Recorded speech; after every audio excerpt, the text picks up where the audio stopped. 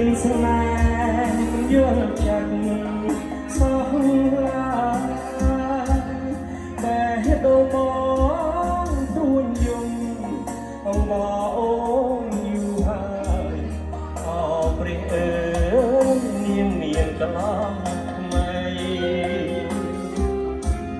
អូចិត្តណោចិត្តនាងស្រី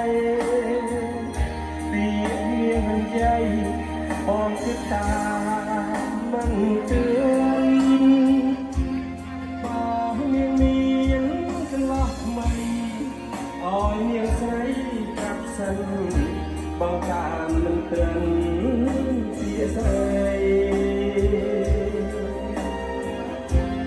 ស៊ូ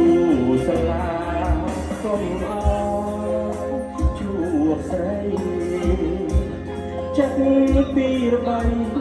ឲ្យបងឈឺសាបងនាងយល់ថាត្រូវខ្មាស់មិនថាអីទេទៅចង់វាសនាខ្មាស់សូ